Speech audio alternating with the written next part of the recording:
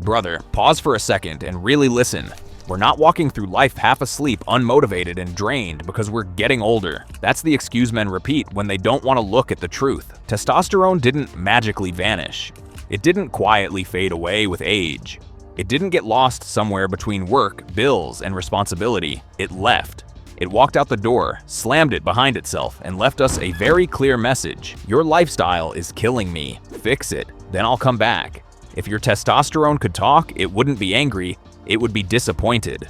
Testosterone doesn't crash randomly. It drops slowly while we tolerate habits that weaken us. And here's the part that should hit your ego, because it's supposed to. Low testosterone isn't bad luck, it's feedback. The good news? This isn't permanent damage. This isn't genetics. This isn't destiny. There are 7 natural, proven fixes that bring back energy, drive, focus, aggression, and confidence, without steroids, without sketchy shortcuts. So today we're breaking down 7 science-backed habits that rebuild your testosterone naturally. No gimmicks, no excuses, just discipline and awareness, including 2 bonus information you might not even want to hear, because they are brutal and brutal effective. Promised.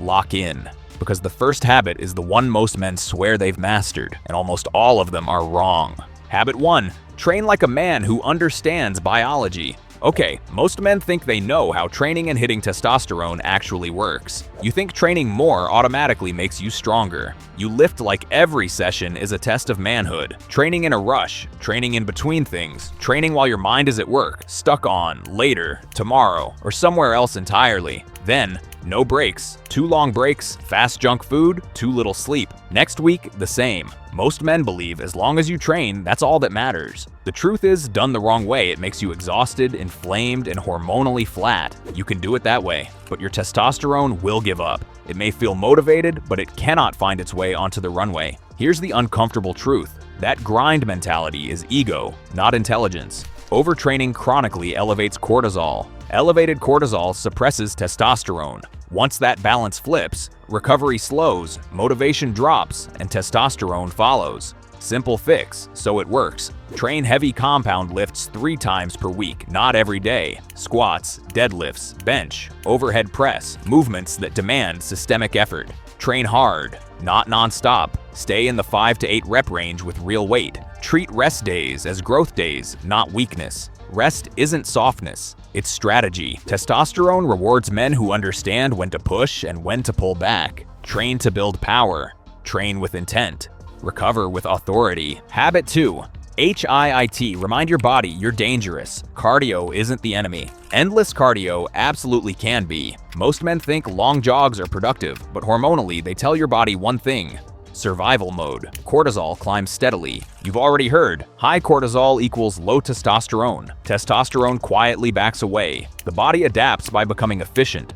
Not powerful, not aggressive, not dominant. That's not conditioning. That's hormonal compromise. Simple fix. High-intensity interval training 1 to 2 times per week. 20 seconds, all-out effort, 60 seconds recovery. Sprints, bike, rower, sled pushes. Choose violence briefly. Keep it short and intense. HIIT sends a very different signal to the nervous system. This man still explodes. This man is a dangerous machine. Short bursts. Hormonal boosts. Habit 3. Eat like a man. At some point, men were convinced that eating small, light, and low-fat was virtuous. That's when testosterone stopped answering the phone. We avoid red meat, fear fat, obsess over calories. Meanwhile, our hormones are starving while we call it clean eating. Low zinc, low protein, low cholesterol, low testosterone is the inevitable result. That's basic biology. Take a moment to think about what your body is made of. Spoiler: it's neither wheat flour nor soy. Sorry guys. Simple fix, so it works. Eat zinc-rich foods. Steak, eggs, shellfish, lamb. Pay attention to quality. Prioritize real protein from whole meals. Cut off processed food. Stop fearing dietary fat. Testosterone is synthesized from it. Choose healthy fats. Nuts, seeds, almonds, walnut oil, avocados. Choose more good fats than bad carbs. Food is information.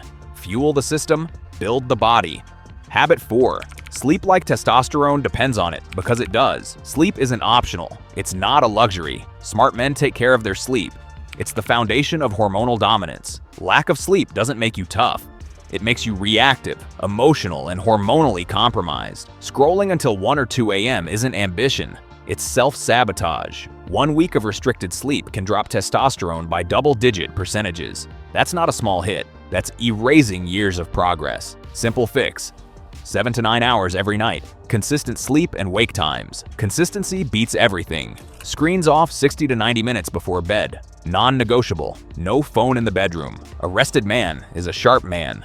Lock in sleep. Unlock your power. Habit 5. Sunlight, the hormone switch most men ignore. Without sunlight, vitamin D plummets. And vitamin D functions more like a hormone than a vitamin, directly influencing testosterone production.